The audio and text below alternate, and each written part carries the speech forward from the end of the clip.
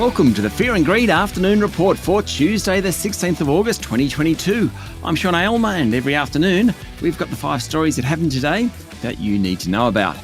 Righto, story number 1. The S&P ASX 200 closed up 0.6% today to 7,105 points. It was the highest close since early June, in no small part helped by BHP. I'll tell you about that in a moment. The banks were mixed, with Commonwealth Bank and Macquarie both up 1%. CSL was also up 1%. Other strong performers included Fortescue Metals, Telstra and Aristocrat Leisure. On the flip side, Woodside Energy tumbled nearly 2%. Property giant Scentre Group fell 2% also, while REA Group dropped 1.5%.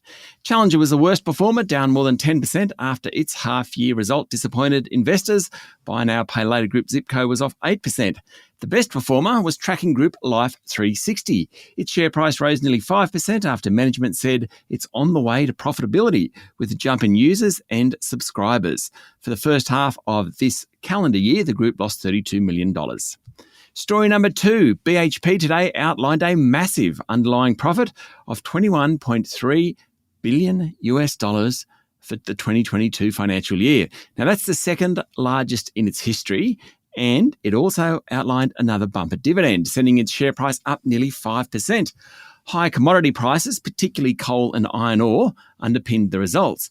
But it might be that the best is over, with commodity prices falling back amid growing fears of a much slower Chinese economy.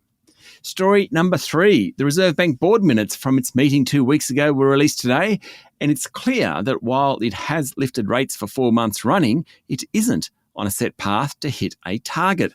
The bank wants to keep the economy on an even keel. There'll be more rate rises, that's pretty clear from the minutes, but the size and speed of those hikes depends on economic data. Higher prices and wage and price setting behaviour presents a material risk to the outlook, the board said, and it's worried about what's going to happen to household spending. At the moment, it's buoyant, but confidence isn't. There's a not insubstantial risk that people will just slow their spending. Story number 4. So many profits today. Where to start? Online recruitment company Seek reported a big jump in profit before extraordinary items thanks to the labour market recovery in the region. Its share price, though, fell 5%.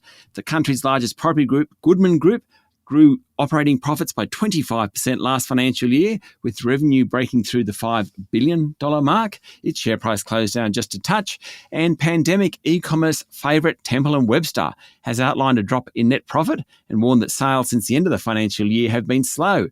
But the results did show a spike in sales last year and an improvement in profit margins, and that sent its share price up 30%.